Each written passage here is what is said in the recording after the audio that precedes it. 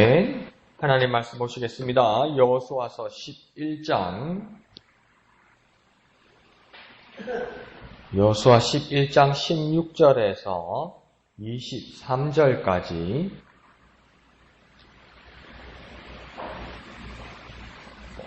생명의 삶 8월 5일분 여호수아서 11장 16절에서 23절까지 다같이 한음성으로 읽겠습니다. 시작. 여호수아가 이같이 그 온 땅 곧 산지와 온 네겝과 고센 온 땅과 평지와 아라바와 이스라엘 산지와 평지를 점령하였으니 곧 세일로 올라가는 할락산에서부터 헤르몬산 아래 레바논 골짜기에 발갓까지라. 그들의 왕들을 모두 잡아 쳐 죽였으며 여호수아가 그 모든 왕들과 싸운 지가 오랫동안이라.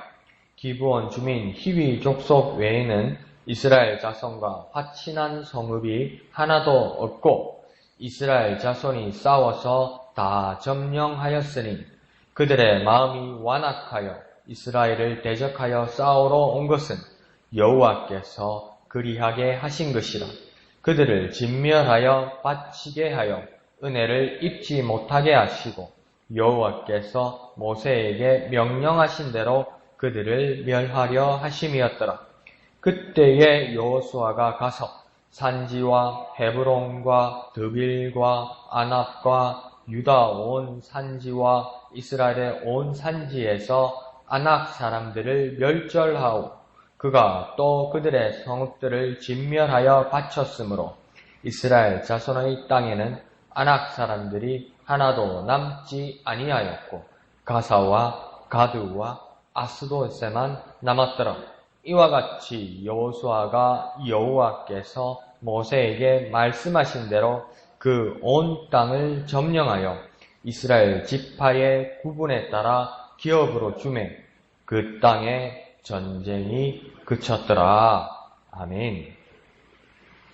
오늘 본문은 보면 여호수아 때에 이제 전쟁이 완전히 그쳤던 상황을 이제 기록하고 있습니다. 그래서 여호수아와 이스라엘 백성들의 가나안 점령 전쟁을 정리하면서 어떻게 보면 큰 일이 끝나고 나서 마지막을 정리하는 기록지, 백서와 같은 성격을 가지고 있는 내용입니다. 그러면서 이 지명들이 이제 짚어서 나오는데요. 그것이 16절에서 17절까지 나오는데 16절 중간부터 보면 먼저 어느 지역이 나오냐면 네겝 이렇게 나옵니다. 그래서 네겝과 고센 온 땅과 평지 이렇게 말합니다. 여기서 네겝이라는 것은 지금 개역 개정 성경에서는 여기에 지금 보는 성경에서는 네겝이라고 되어 있는데 이전에 보았던 우리 개역 한글 성경에서는 그냥 남부지방이라고 되어 있어요. 그러니까 네겝과 남부지방은 같은 뜻으로 보면 됩니다. 그래서 가나안 남부지방을 점령했다는 것을 이야기하는 겁니다. 그리고 그 뒤에 보면 아라바와 이스라엘 산지와 평지를 말합니다. 그러니까 여기는 어제 보았던 하솔로부터 해서 모여 있었던 북부지방, 그러니까 가나안 남부지방과 북부지방을 지금 다 점령했다고 이야기하는 거죠. 그러니까 뭐 네겝이 어디고 고산이 어디고 아라바가 어디고 이걸 모를지라도 성경 16절 전체에서 말하는 것처럼 온 땅, 곧 산지와 평지, 그러니까 뭔가 모든 걸 점령했다는 겁니다. 평평한 땅도 점령하고 산동네도 점령하고 그래서 온 땅을 점령했다는 것을 말합니다. 부분 없이 그리고 완전히 완벽하게 여호수아와 이스라엘 백성들이 이 전쟁을 수행해내다. 그것을 말하는 것입니다. 그래서 가나안 땅은 이렇게 깨끗하게 정리하고 점령한 것만 같은데 또 17절에 보면 그 주변 국가까지도 17절부터 정리한 것을 보여줍니다. 그래서 먼저 17절에 나오는 세일이라는 것은 뭐냐면 지금 가나안 땅이 어디냐면요. 요단강이 이렇게 북쪽에서 남쪽으로 이렇게 흐르면 이 요단강 왼쪽 여기가 이 가나안 땅입니다. 그러니까 요단강 오른쪽은 지금 원래는 가나안 땅이 아니죠. 그래서 뭐 에돔, 모압, 암몬 이런 지역 사람들이 살고 있는 것인데 그러니까 가나안 요단 동쪽 그러니까 가나안 땅이 아닌데도 에돔의 산악지대를 지금 점령했다 이랍니다. 에돔은 누구입니까? 에서의 후손들이죠. 그러니까 야곱의 형의 후손들이지만 이방이 되었고 이방 여자들과 결혼하면서 그 이방이 되었죠. 그래서 형제이면서도 또 이방이 되었던 그 요단 동쪽을 산악지대를 지금 점령했고 그 다음 또 나오는 지명이 좀 어려운 음식이 있는데 할락산이라고 되어 있죠. 이 할락산은 뭐냐면 가나안 땅 남쪽을 말합니다. 그러니까 네겝 밑에를 이야기하는 거죠. 그 지방을 또 점령하였고, 세 번째 레바논 골짜기의 발갓 이렇게 합니다. 이게는 뭐냐면 서쪽을 이야기합니다. 지중해 쪽 붙어 있는 서쪽 발갓 요쪽은 뭐냐면 요즘 그 우리 역사책에서 배웠을 때 페니키아 성경에서 말할 때는 베니게 철기 문명도 있고 있던 이런 히타이트 있던 요쪽 산악지대 사람들도 다 정벌했다는 겁니다. 그런데 이걸 어떻게 점령했다고 17절을 말하냐면 17절 끝에 보면 그들의 왕들을 모두 잡아 죽였다 이렇게 이야기합니다. 그러니까 우리나라의 주인, 그러니까 우리나라의 존엄은 누구입니까? 대통령이 아닙니다. 우리나라의 존엄과 주인은 무슨 그런 말 합니까? 우리나라의 존엄과 주인이 뭡니까? 헌법에 명시하는 것처럼 국민입니다. 국민. 대통령은 나라를 대표하는 사람으로서 국민이 고용한 사람입니다. 그래서 5년 지나면 우리하고 똑같은 사람입니다. 그러니까 이 나라의 주인은 대통령이 아니고 국민입니다. 국민. 저와 여러분 집사람이 이 나라의 주인이세요. 집사람이 이 나라의 주인이세요. 근데 그때는 민주국가에서 일어날 때 그 나라의 주인이 국민이라는 거고 이 시대는 뭡니까? 왕정국가죠. 그러니까 이 시대의 나라의 주인은 누구이겠습니까? 이스라엘을 제외한 모든 나라의 대부분의 주인은 왕입니다. 왕. 그러니까 장기에서도 뭡니까? 왕을 잡으면 그 장기판이 끝이 나는 거잖아요. 그와 마찬가지로 이 전쟁에서도 왕을 죽이면 이 나라는 완전히 정복됐다는 겁니다. 주인이 없어지니까. 그래서 완전히 점령해야 했다는 것. 그러니까 이스라엘 가나안 주변뿐만 아니라 이방들을 모두 정리하고 정벌했다는 것을 지금 주위 나라를 정벌했다는 것을 말합니다. 그런데 18절에 보면 여호수아가 그 모든 왕들과 싸운 지가 오랫동안이라 이렇게 하겠네요. 그러니까 이 기간이 참 짧지 않았던 것 같습니다. 그래서 이 오랫동안이라는 이 올해가 얼마나 오래인지 알 수가 있어야죠. 그죠? 하루로가 생각하는데 일주일이면 일주일이 오랜 거고, 그죠? 한 달 안에 끝난다고 생각하는데 두 달, 석 달 가면 그것도 긴 거고, 그죠?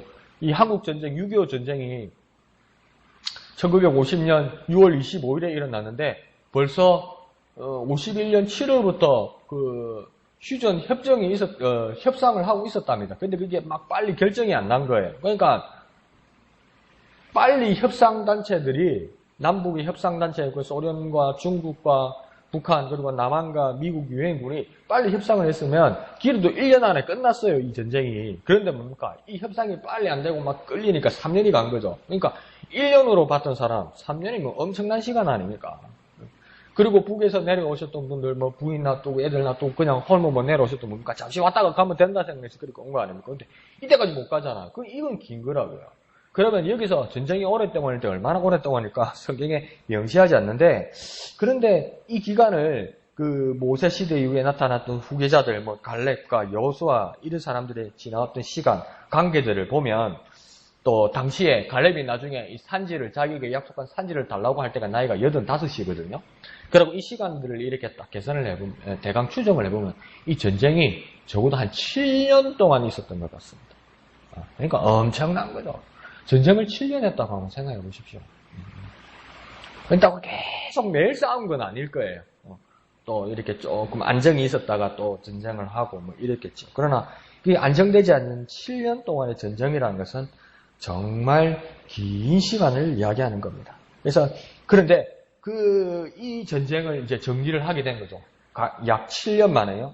여호수아도 갈렙이 한 85이었으면 그 당시에 여호수아도 작은 나이가 아니었겠죠.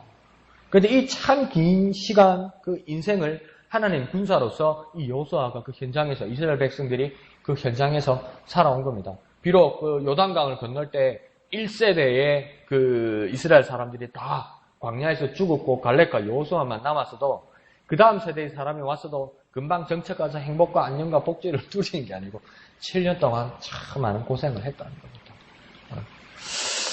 그렇게 현장에서 그들은 살아왔습니다. 그러니까 참 우리의 삶에서도 우리가 참 하나님의 자녀이면서 목사님께서 소개해 주셨던 레이븐 힐의 하나님의 이름을 부끄럽게 하지 말라, 하나님을 부끄럽게 하지 말라 그 책의 내용에 보면 레이븐 힐이 그렇게 이야기합니다. 그리스도인이면 갖고 싶은 것, 누리고 싶은 것, 보고 싶은 것만 그렇게 취하려고 들지 마라. 하나님께서 우리에게 원하시는 모습이 있는데 우리가 하나님의 자녀이면서도 하나님께서 우리에게 기대하시는 바는 뭐냐면 하나님의 군사 되는 것이다. 하나님의 자녀인과 더불어 보니까 하나님의 군사가 되는 것이다. 군사는 어떤 자이냐? 훈련받는 자이다. 훈련이 편안하냐? 편안하지 않지. 그렇지만 훈련하여서 정복하고 승리하고 하나님께 영광 돌리는 자가 되어야 된다. 그렇게 이야기하는 겁니다. 우리도 이 본문을 통해서도 하나님의 자녀이면 여호수아와 이스라엘 백성처럼 훈련받은 군사가 되어야 됩니다. 군사가 된다는 것은 훈련을 받아야 되고 훈련은 짧은 시간에 일어나는 게 아닙니다. 그러니까 긴 시간이 필요한 겁니다. 그러니까 훈련과 투자라는 그 헌신이라는 것이 우리에게 있어야 됩니다. 하나님 앞에 쓰임 받기를 원하거든. 뭡니까? 훈련을 각오하고 훈련이라는 것은 시간과 투자가 필요하고 긴 시간이 걸린다는 겁니다. 그런 모습들이 우리에게 참 있었으면 좋겠습니다. 자, 19절을 보면 모든 이방 족속들을 화침 없이 다 정복하였다 이렇게 이야기합니다. 그러니까 남기지 않고 다 정복하였다 그럽니다. 그런데 19절 상반절에 보면 그 하나의 걸리는 그 내용이 있는데 뭐냐면 기브온 주민 히위 족속을 제외하고 모든 이방 족속들을 화침과 조약 없이 정복하였다 이렇게 이야기하는 겁니다. 기브온 족속만은 왜 남기게 되었냐면 우리가 이전에 보아서 알고 있지만 뭡니까? 그들에게 쏘가서 조약을 맺었죠. 먼 나라에서 왔습니다. 옷은 다 헤어졌고 음식은 다 상했고 말랐고 곰팡이가 뺐습니다. 그 거짓말에 그러니까 정에 쏘가서 그렇게 화친을 맺었죠. 그런데 이걸 뭡니까? 없었던 걸로 하지 않는다는 거예요. 저를 비롯해서 많은 그리스도인들이 그 사회에서 지적의 대상이 되는 게 뭐냐면 우리에게는 그 회개라는 엄청난 은혜가 있죠. 하나님 앞에 회개한다는. 그거는 맞는데 우리가 장담한 것, 또 우리가 뭐랄까요? 우리가 공개적으로 말했던 것, 이것이 우리의 실수구나, 우리의 거짓말이거나 이럴 때 우리들의 단점은 뭐냐면 은근슬쩍 넘어가요. 그냥 없었던 걸로 해버려요. 그러면서 뭐라 합니까? 너희 중에도 죄 없는 사람이 있어? 여기 죄 없는 사람이 있어? 이런 식으로 도리어 그 욕먹을 소리를 좀 잘해요. 없었던 것처럼 빨리 잊어지기를 원하는 것처럼 세상의 모든 사람들이 그렇지만 세상 사람들이 기독교인들을 이렇게 비난하지만 비난하는 이유 중에 하나는 뭐냐면 기독교인들에게 기대하는 게 있습니다요. 기독교인들은 그리스도인들은 우리와는 좀 다르게 좀 높은 도덕적 수준을 가지고 있다는 그 기대가 있습니다. 그래서 실망도 큰 거거든요. 근데 우리 마음 한켠에는 은근슬쩍 넘어가려는 게 있어요. 우리가 잘못한 거, 우리 실수한 부분에 대해서. 근데 오늘 성경을 보면 여호수아서가 정리되는 이 단계에서도 뭡니까? 기브온 주민에게 쏘가서 잘못 화치를 맺어서 하나님 앞에 잘못했던 것 이게 있지 않습니까? 그대로 기록해 둡니다. 잊혀지지 않고 남는 걸로 그대로 기록해 줍니다. 그러니까 우리의 삶에서도 지금은 괜찮은데 그때 내가 잘못했던 거, 문제가 있었던 거, 그게 흉터처럼 남아있는 부분이 있을 거예요. 다 아물긴 아물었어요. 근데 흉터처럼 남아있는 부분이 있어요. 그 부분에 대해서 우리는 그 흉터는 흉터대로 그대로 남겨두는 것도 나쁘지 않겠다. 왜? 다시는 그 가오를 저지르지 않도록, 두 번 다시 실수하지 않도록, 그 잘못을 반복하지 않도록 교훈의 표징이 될 수 있도록.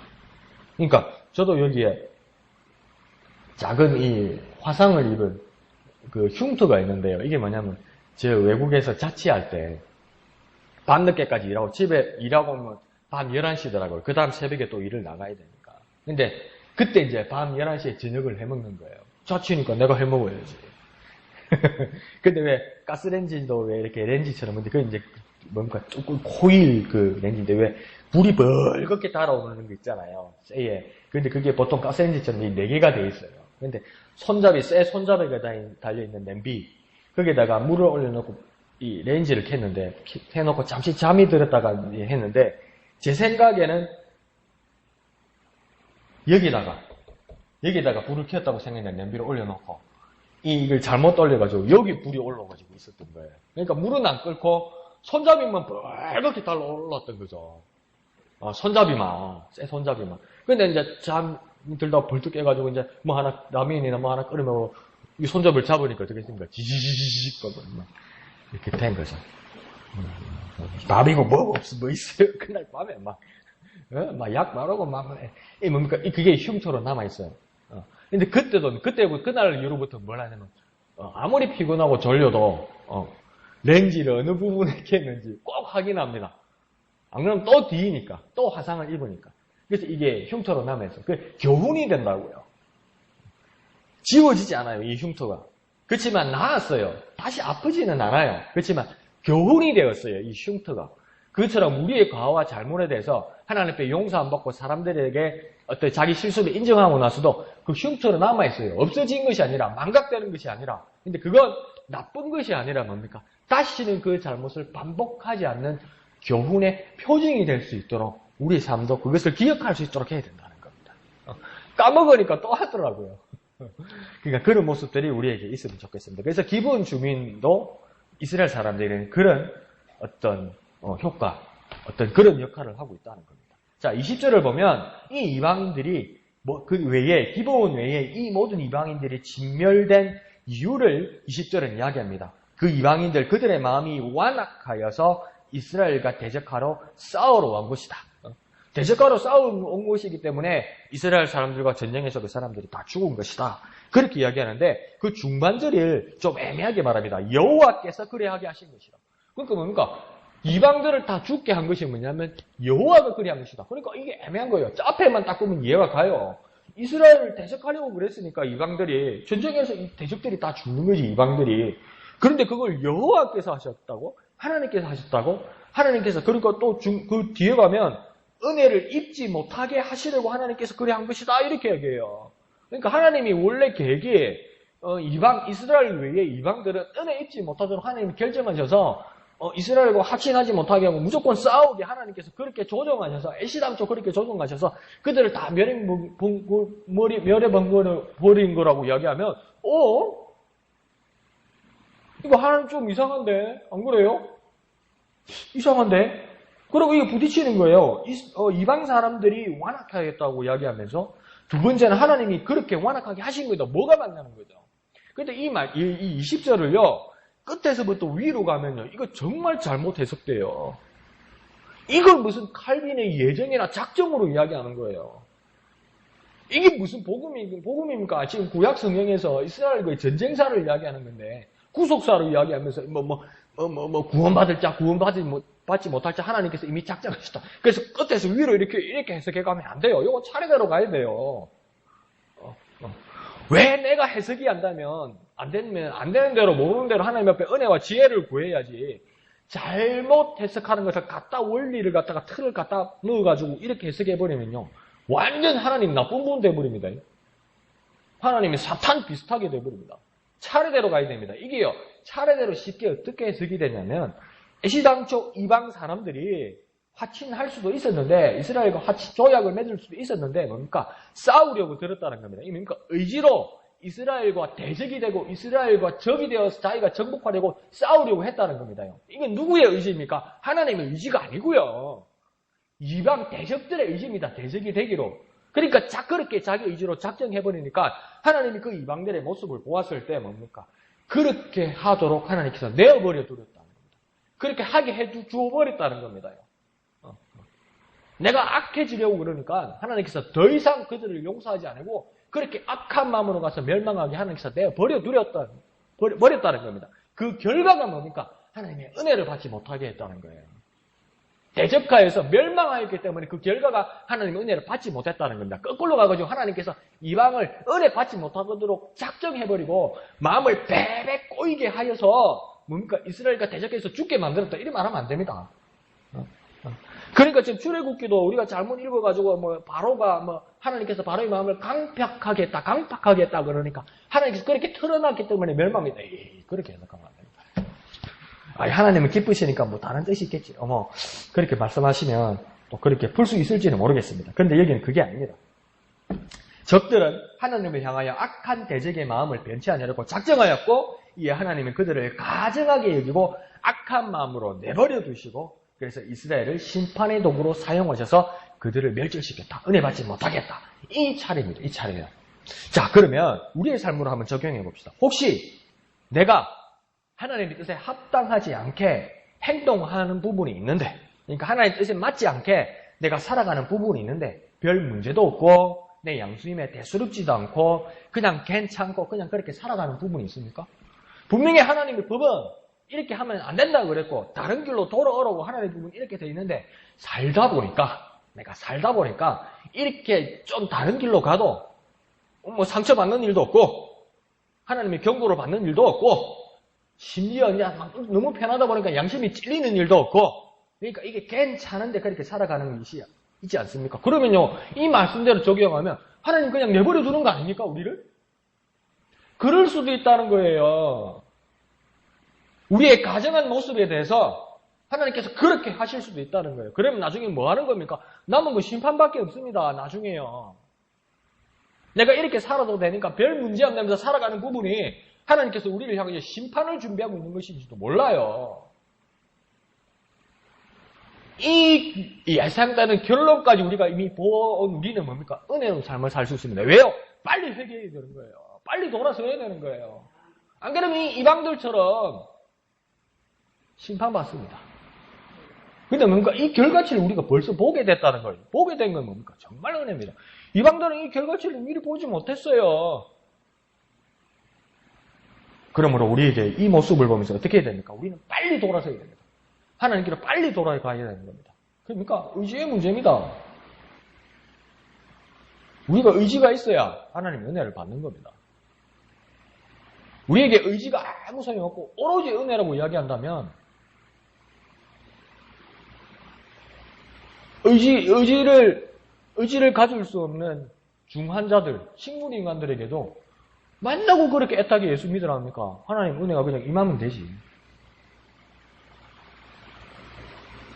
그것도 있죠. 식물인간들에게도 그 의지가 있어요. 근데 우리가 감지하지 못하는 건 있어요. 그렇지만 뭡니까? 우리 의지가 하나님께로 향할 때 하나님께서 말로 표현할 수 없는 은혜를 베풀어 주시는 것입니다. 그러므로 이것의 결론은 뭡니까? 빨리 돌아서야 됩니다. 우리의 모습들을 점검하고 빨리 돌아서야 되는 겁니다. 심판이 임하기 전에 빨리 돌아서는 저와 여러분 되시기를 부탁드립니다. 자, 21절부터 22절을 보면 반복되는 말씀들이 있는데 아낙 사람들을 멸절하여 남기지 않았다 이렇게 이야기합니다. 그런데 이 아낙 자손들이 특별히 언급되는 것은 뭐냐면 그 이전에 모세 시대에 모세가 가나안 땅을 정탐을 보낼 때 몇 명을 보냈냐면 12명을 보냅니다. 각 지파에 한 명씩 해서 12명을 보내요. 그래서 정탐하고 나서 와서 갈렙과 여호수아를 제외한 나머지 지파의 10명이 뭐라고 하냐면 나가면 진다. 저 가나안에 가면 진다. 그러면서 뭐라고 하냐면 우리는 메뚜기에 와갖고 우리 이스라엘 메뚜기에 와갖고 저 가나안 땅에 있는 사람들은 아낙 사람입니다. 아낙 사람. 아낙 사람이란 말은 거대한 그 부족들. 그걸 이야기하는 겁니다. 그러니까 모세 시대 때부터 이스라엘 사람들은 아낙 사람이라고 이야기하면 이 아낙 자손이라고 그러면 공포증이 있습니다. 컴플렉스가 있고요. 트라우마가 있습니다. 아낙 자손이라고? 그럼 우리 못 이기는데? 아낙 자손은 이꼴 우리는 메뚜기인데? 우리는 밟혀 죽는데? 그런 두려움, 트라우마, 공포증이 있었던 거예요. 도저히 이길 수 없는 것이라고 생각했던 거예요. 그런데 이 여호수아와 이스라엘이 전쟁을 하면서 하나님이 함께 하시면서 이 공포에 대해서 아낙 자손을 하나님께서 함께 하셔서 이제 아낙 자손을 모두 진멸해 버렸다는 겁니다. 그러니까 컴플렉스고 트라우마고 도저히 이길 수 없고 될 수 없다고 생각하던 겁니까? 하나님과 이스라엘 백성들이 하나님과 함께 하셔서 정리해 버렸다는 겁니다.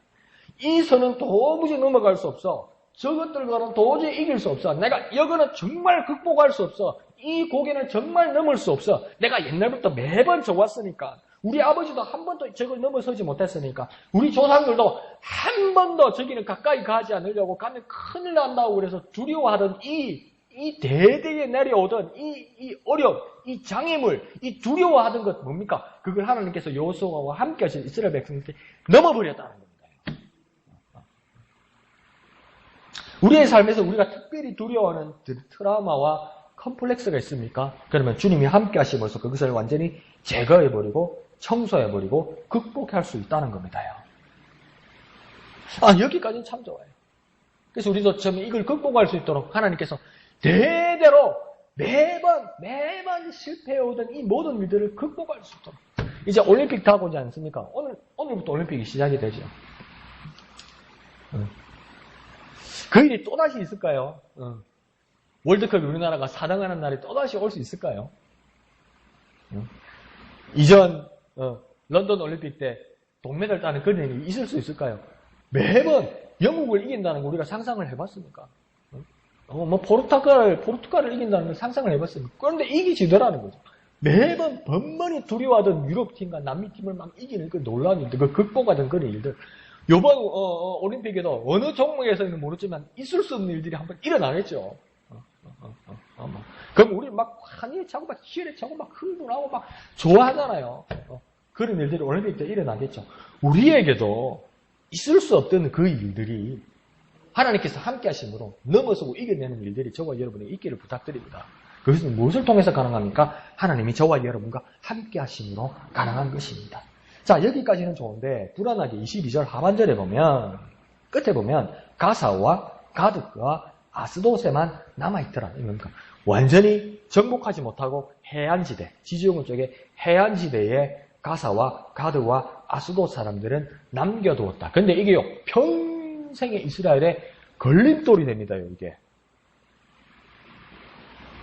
16절에 보면 완전히 정복한 것 같은데, 산지와 평지를 완전히 정복했다가 나왔는데, 22절에 보면 애매한 말을 합니다. 가사와 가드와 아스돗에는 남겨뒀다. 이 가사와 가드와 아스돗이 누구입니까? 블레셋 아닙니까? 블레셋. 블레셋 도시국가의 도시 이름들 아닙니까, 이게? 이게요, 정리가 안 되고 평생, 성경에도 뭡니까? 블레셋과의 전투가 계속 일어나잖아요. 그죠? 근데 그게요, 성경시대에서 끝나지 않아요. 이 블레셋이 누구입니까? 지금 말로 하면 뭡니까? 팔레스타인입니다. 블레셋을 영어로 발음하면 뭐냐면 팔레스타인입니다. 팔레스타인 많이 들어봤죠? 뉴스에 나오죠? 아직도 이스라엘하고 싸우잖아요. 아직도 남아있어요. 이게 평생을 갈 수 있는 실수가 돼요. 1970년대에 가장 유명한 광고 카피가 우리나라에 그게라고 그러더라고요. 순간의 선택이 10년을 좌우합니다. 테레비 안에 하나 잘 사면 10년을 볼 수 있다고 그런 거예요. 네? 근데 뭡니까? 이 순간에 잘못된 선택이 뭡니까? 자기 세대, 다음 세대가 아니라 지금 21세기까지 가는 거예요, 지금요. 그래서 팔레스타인 해방기구, PLO, 뭐 이런, 테러 세력들이 아직도 남아서 이스라엘과 전쟁하고 사람들이 죽고 서로 죽이고 죽고, 아직도 그러잖아요. 지금 2000년대에, 2000년하고 10년이 더 지나고 16년이 지났는데 아직도 전쟁하잖아요. 나를 위해서, 우리의 후손을 위해서, 우리 다음 세대의 영혼을 위해서 하나님의 약속은 꼭 지켜야 되는 겁니다, 이게요. 나만의 문제가 아닙니다, 이게. 공동체의 문제고, 우리 영원한 후세대의 문제입니다, 이게. 그걸 위해서도 하나님의 약속은 꼭 지켜야 됩니다. 자, 마지막으로 23절은 전쟁이 모두 그쳤다, 이렇게 이야기합니다. 전쟁이 그친 이유는 무엇입니까? 여호와께서 모세에게 말씀하신 대로였기 때문이다, 이렇게 이야기합니다. 그러니까 하나님의 목적은 뭡니까? 전쟁이 아니었습니다. 무엇입니까? 전쟁을 그치는 것입니다. 전쟁을 더 이상 없게 하는 것이 하나님의 목적이었습니다. 그런데 오늘날 이 말씀을 악용하여서 전쟁을 그치기 위한 전쟁을 하는 나라들이 곳곳에 있습니다. 이거는 뭐 기독교를 믿는 나라들 뿐만 아니라 막 다른 종교를 가지고도 막 들이대어가지고 막 자기 신들을 위해서 막 전쟁을 한다고 그럽니다. 심지어 우리 윗동네 나라는 뭡니까? 살아있는 위대한 동지를 위해서 전쟁을 하겠답니다. 그건 말이 안 되는 소리라는 겁니다. 에베소서 6장 10절로부터 바울은 이렇게 말합니다. 우리의 씨름은 혈과 육에 대한 것이 아니요 정사와 권세와 이 어둠의 세상 주관자들과 하늘에 있는 악한 영들에 대함이라, 이렇게 이야기합니다. 전쟁은 뭐라고 바울은 이야기합니까? 진정한 전쟁은 영적인 싸움이지 뭐가 아니라고 이야기하는 겁니까? 총칼이 아니라고 이야기해요. 그러니까 이전부터 뭐가 잘못됐었어요. 그리스도의 역사가 그 십자군 전쟁하는 것부터 뭐가 잘못됐었어요. 십자군들이 하나님 이름을 위하여 예수 이름을 위하여 십자가 궁기를 들고 가서 뭐 했습니까? 양민들 다 죽였어요. 양민들. 6번을 원정을 갔거든요. 한 번 정복하고요. 나머지는 뭡니까? 양민들 죽이면서 장사터 알아봤어요. 세계에서 두 번째로 선교사가 많은 나라가 대한민국입니다. 이건 정말 하나님의 은혜입니다. 그런데 선교사들이 너무 많다 보니까 제 사국 선교지에 가서 장사터 알아본다고 그러잖아요. 이게 어제 오늘 일이 아니었던 거예요. 1000년 전부터 이런 일들이 있었던 거예요, 이게. 총칼이 되어버리면요, 하나님의 뜻이 아닌 것 같습니다. 우리의 전쟁은 뭡니까? 영적인 싸움입니다. 총칼이 아닙니다. 다시 말하면 무엇입니까? 전쟁을 거치는 예수의 평화가 하나님의 목적입니다. 예수님으로 평안과 도구가 되어서 영적 전쟁에서 승리하여서 이 온 땅에 온전히 평화의 복음을 전하고 예수로 말미암아 모든 영혼들이 구원받는 그 일에 쓰임받는 영적인 군사가 되시기를, 저와 모두가 그렇게 되시기를 거룩하신 예수님의 이름으로 축원드립니다. 기도하겠습니다. 거룩하신 아버지 하나님, 은혜를 감사합니다. 여호수아 때에 전쟁이 그쳤다는 하나님의 그 선언이 이스라엘 백성뿐만 아니라 모든 사람들에게 큰 복음이 될 수 있도록, 복된 소식이 될 수 있도록 도와주옵소서. 오직 예수의 이름만이 모든 막힌 담을 허무시고 참 평화를 주신다는 것을 깨닫는 우리와 모든 인류가 될 수 있도록, 하나님 그 일에 쓰임받는 우리가 될 수 있도록 은혜 베풀어 주옵소서. 우리와 우리의 자손들과 영원한 세대를 위해서 하나님의 약속을 지키는 우리가 되게 하시고, 혹여 우리의 삶 가운데 하나님의 뜻에 반하게, 우리의 선한 양심에 반하게 살아가는 모습들이 혹시 보이거든 빨리 돌아서서 하나님의 심판을 면하는 우리들이 될 수 있도록 은혜 베풀어 주시옵소서. 영광 충만하게 하시고 하나님 말씀에 귀 기울이는 우리가 되게 하시고 깨달음을 허락하여 주시옵소서. 모든 것을 감사드리며 거룩하신 예수님의 이름으로 간절히 기도하옵나이다. 아멘. 네, 이 시간 말씀을 생각하시면서 기도하시고 또 진해 지역 복음화를 위해서 기도해 주시길 부탁드립니다. 이 일을 위해서 우리 목영교회가 쓰임받는 우리들이 될 수 있도록 다 같이 기도해 주시기를 부탁드립니다. 오늘 밤 9시 금요 기도회 있습니다. 오늘 특별히 모두 나오셔서 우리 찬양 예배를 준비해 주시기를 부탁드립니다. 빠지지 말고 모두 나오셔서 함께 해 주시기를 부탁드립니다. 토요일 예배당 미화와 식당 사역을 위해 헌신하는 분들을 위해서 또 기도해 주시기를 부탁드립니다. 주일 찬양대와 특별히 말씀을 전하시는 담임 목사님을 위해서 더 기도해 주시기를 부탁드립니다. 오후에 또 큐티 나눔 모임과 또 오후 예배를 위해서도 기도해 주시고 함께 해 주시기를 부탁드립니다. 그리고 각자의 기도의 제목을 가지고 이 시간 다 같이 기도하겠습니다. 거룩하신 주님, 은혜를 감사드립니다. 하나님의 거룩하신 뜻